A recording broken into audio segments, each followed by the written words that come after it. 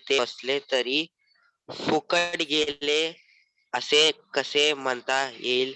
निदान माझ्या नंतर प्रयोग करणाऱ्यांना हेच प्रयोग पुन्हा करून पाहायची गरज नाही.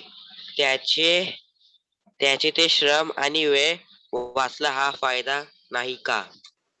ओके, व्हेरी गुड बेटा, छान. Okay, thank you next teacher. Reading कोण करणार आहे?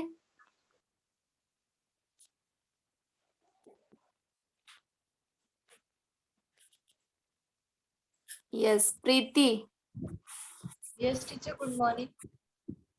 गुड आफ्टरनून बेटा. ओके प्रीती, नेक्स्ट पॅरेग्राफ आहे तो चांगल्या प्रकारे रीड करायचा आहे. Okay okay teacher. येस. सुरुवात teacher, can I read? Yes बेटा, रीड कर. ॲडिसनने आव्हान स्वीकारले खरे, पण हे काम वाटते तितके सोपे नव्हते. कृत्रिमरित्या प्रकाश निर्माण करण्याचे व रात्रीचे दिवसात रूपांतर करण्याचे यापूर्वीही काही प्रयत्न झाले. सर हन्फ्रे डेव्ही याने खाणीमध्ये वापरण्यासाठी एक कमानदार दिवा तयार केला होता. त्यात वीज वाहून नेणाऱ्या तारांच्या टोकांना कार्बनचे म्हणजे कोळशाळ्याचे पदार्थाचे तुकडे जोडलेले होते. तारांची कार्बन जुडलेली होती टिके जवळ आणली की त्यातून झगझगीत प्रकाश निर्माण व्हायचा. पण या प्रकाशाच्या उपयोगाला फार मर्यादा होत्या. दरवेळी कार्बनचे तुकडे जाळून प्रकाश निर्माण करणे हे काम खर्चिक होते. त्यातून निर्माण होणारा विषारी वायू हाही धोकादायक होता. प्रकाश तर जास्त वेळ टिकणारा हवा, तो कमी खर्चात निर्माण करता यायला हवा. तो फार प्रखरही नको, त्यातून विषारी वायूचा धोकाही नको. हे सारे कसे जमायचे? एडिसनचे विचारचक्र सुरू झाले. ओके, व्हेरी गुड बेटा, छान रीड केलंस. फक्त 1-2 शब्दांमध्ये. ओके, तर आपण स्टार्ट करूया. आज आपण शिकणार आहोत व्याकरण. व्याकरणचा पुढचा पार्ट जो आहे समास. कालच्या लेक्चरमध्ये आपण अलंकार बघितलेला होता. आजच्या लेक्चरमध्ये आपण बघणार आहोत समास. ओके,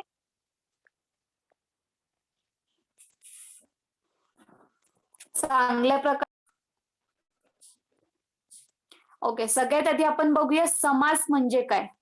तर बोलताना किंवा लिहिताना आपण शब्दांची काटकसर करून त्याचा एकच शब्द किंवा जोड शब्द तयार करतो, त्या समास असे म्हणतात.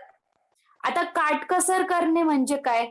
आता तुम्ही काही वेळ तुम्ही जेव्हा सेकंड स्टँडर्ड, थर्ड स्टँडर्ड मध्ये असाल तेव्हा तुम्हाला आलंच असेल, एखादं वाक्य दिलं असेल किंवा आणि त्या वाक्याबद्दल तुम्हाला सांगितलं असेल की एक शब्द लिहा.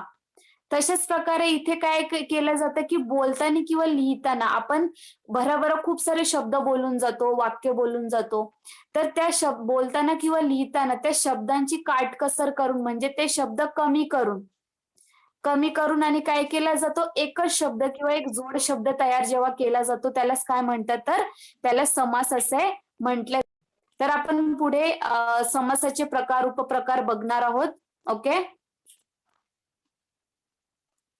आता समास म्हणजे बरोबर जोडणे म्हणजेच एकत्र आणणे. आता समास या शब्दाचा अर्थ काय होतो, तर समास हा शब्द सम प्लस अस या शब्दाने बनलेला आहे. आणि त्याचा अर्थ होतो जोडणे किंवा एकत्र आणणे. म्हणजेच काय करतो तो समास, जे शब्द असतात त्यांना काय करत असतो, तर जोडण्याचं काम करतो, त्यांना एकत्र आणण्याचं काम करत असतो.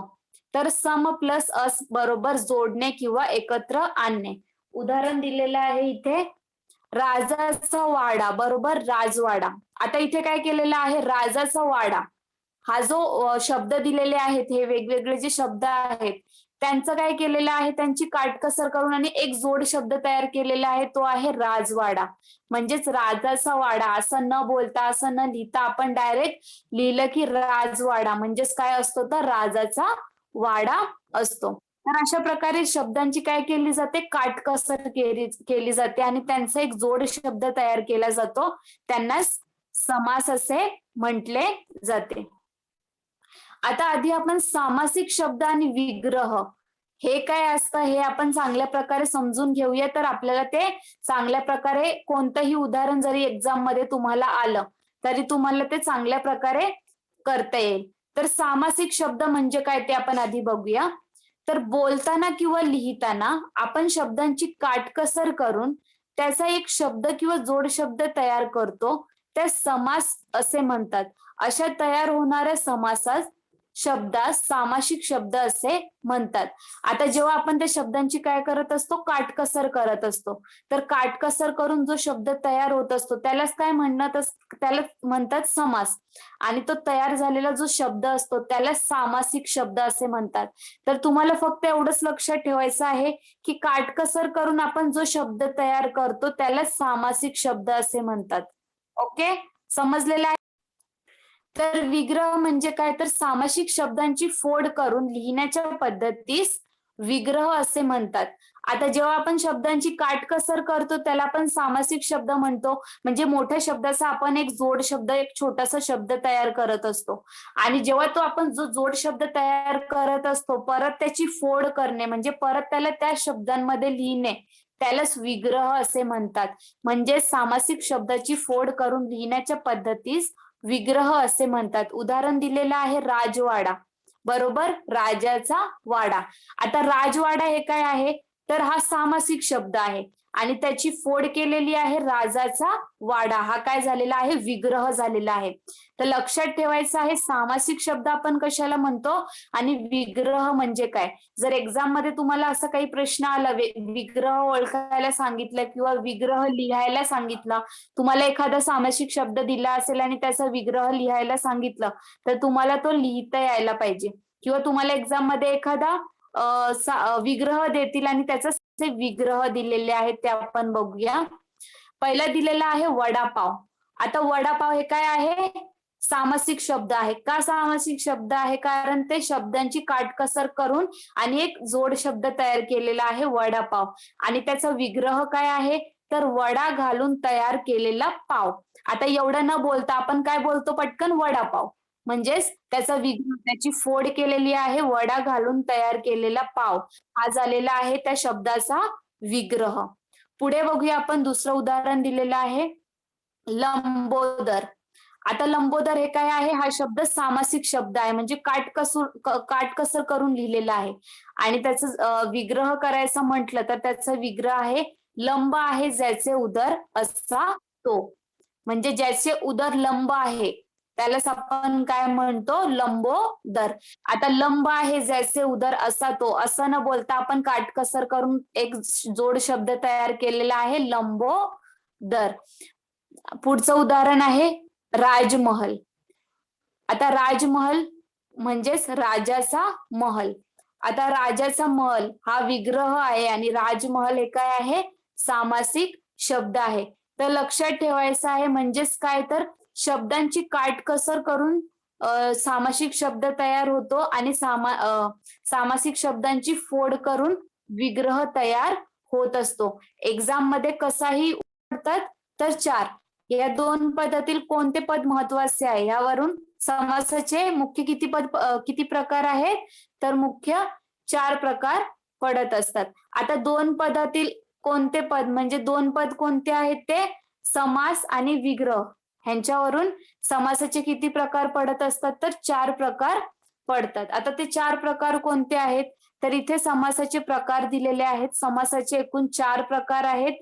अव्ययीभाव समास, तत्पुरुष समास, द्वंद्व समास आणि बहुव्रीही समास. तर तुम्हाला हे 4ही प्रकार आता आहेत एक्झाम मध्ये, तर समासाचे 4 ठेवायचं आहे तुम्ही.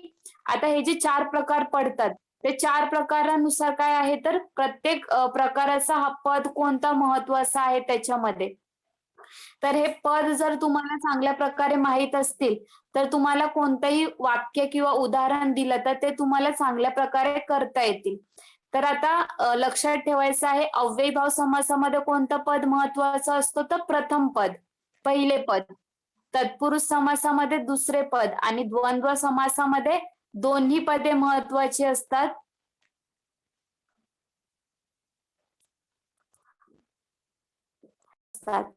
तर आपण बघूया. पहिला प्रकार इथे दिलेला आहे अव्ययीभाव समास. तर अव्ययीभाव समासाची आपण व्याख्या आणि उदाहरण बघूया. ज्या सामासिक शब्दातील पहिले पद अव्यय असते व ते पद प्रधान म्हणजेच महत्वाचे असते व हा संपूर्ण सामासिक शब्द क्रिया विशेषणाचे काम करतो, अशा शब्दांचा समावेश अव्ययीभाव समासात होतो. आता इथे उदाहरण दिलेलं आहे. उदाहरण आहे अकंठ बरोबर कंठापर्यंत. आता इथे कंठ हा काय असतो? शब्द आहे एक. कंठ म्हणजे आपला गळा. तर कंठ हा काय आहे? शब्द आहे. त्याला कोणतं अव्यय जोडलेला आहे? तर आ हे काय जोडलेलं आहे? त्याला एक अव्यय पद जोडलेला आहे. तर हा जो शब्द आहे अव्ययीभाव समासामध्ये कोणते पद महत्वाचे असते? तर पहिले पद. म्हणजे इथे आ जो शब्दाच्या पुढे आ हा अक्षर आलेला आहे, तर हे काय आहे? पहिले पद महत्वाचे आहे. तर इथे लिहिलेलं आहे कंठापर्यंत आहे. तर प्रति हे अव्यय जोडलेला आहे, तो काय आहे? पहिला पद आहे. तर प्रतिक्षण म्हणजेच प्रत्येक क्षणाला. प्रति या शब्दाचा अर्थ होतो प्रत्येक. ओके. तर हे जे अव्यय आहेत आणि त्यांचा अर्थ काय आहे ते सुद्धा समजून. शक्ती म्हणजेच शक्तीप्रमाणे. यथा या शब्दाचा अर्थ होतो प्रमाणे. तर यथाशक्ती ह्याचं काय केलेलं आहे? शक्तीप्रमाणे. म्हणजेच यथा बरोबर प्रमाणे. सगळ्यांना इथपर्यंत आपण काय बघितलेले आहेत? तर दर, हर, बे, बिन आणि गैर हे सुद्धा उपसर्ग कशामध्ये यांचा समावेश होत असतो? तर अव्ययीभाव समासामध्ये ह्या उपसर्गांचा वापर किंवा यांचा समावेश होत असतो. आणखी आपण उदाहरणं बघूया. तर विग्रह दिलेला आहे विधीप्रमाणे. तर सामासिक शब्द काय होणार आहे? Very good Sai.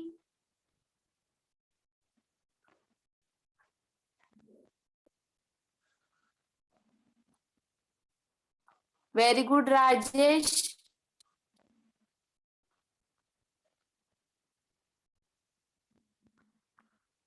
विधीप्रमाणे म्हणजेच काय? तर विधी. ओके. सेकंड बघूया आपण प्रत्येक वर्षाला. इथे विग्रह दिलेला आहे, तर तुम्हाला सामासिक शब्द सांगायचा आहे प्रत्येक वर्षाला.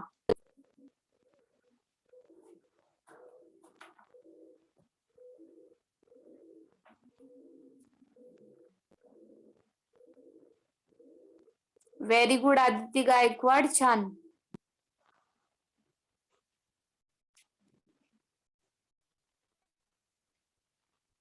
साई बेटा छान सांगतोयस, पण थोडस चुकतंय तुझं.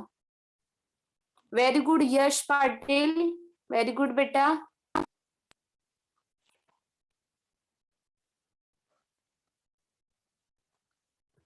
प्रत्येक वर्षाला म्हणजे प्रतिवर्ष.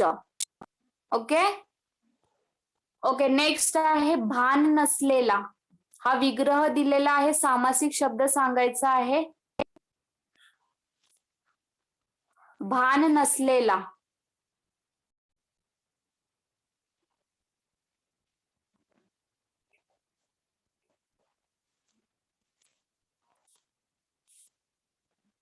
Very good Aditi Gaikwad. छान बेटा. साई बेटा थोडस चेक कर. भान नसलेला. व्हेरी गुड सिद्धांत. छान.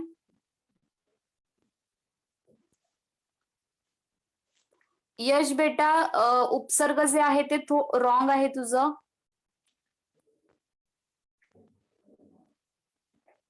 ओके. भान नसलेला म्हणजेच व्हेरी गुड आदिती. भान नसलेला म्हणजेच बेभान. ओके. बेभान म्हणजेच भान नसलेला. पुढे आहे हजर नसलेला. ह्याचा सामासिक शब्द काय होणार आहे? Very good Sai. Yash very good. Very good Siddhant. Aditi. Prachi very good. Purva बेटा थोडस चेक कर. हजर नसलेला. ओके हजर नसलेला. Very good Ashwin.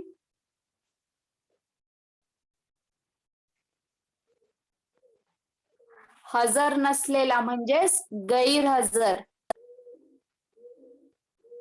उपसर्ग कोणता लावायचा आहे आणि कोणतं इथे काय दिलेलं आहे. जसं नसलेला, आता इथे आपण कसला अर्थ बघितलेला होता. गैर ह्या शब्दाचा आपण काय इथे उपसर्गाचा अर्थ बघितलेला होता, नाही किंवा नसलेला. मग इथे हजर नसलेला, मग काय येणार तिथे, गैरहजर. ओके. भान नसलेला, बेभान. ओके. तर असं थोडस लक्षात ठेवा. आणि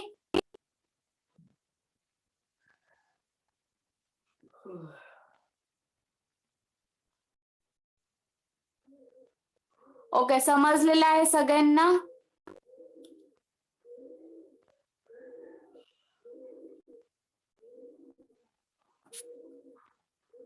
तर उपसर्ग जे शब्दांच्या आधी लावला जातो त्यांचा समावेश अव्ययभाव समासामध्ये होत असतो. तर आपण इथे विग्रह आणि सामासिक शब्द समजून घेतलेले आहेत.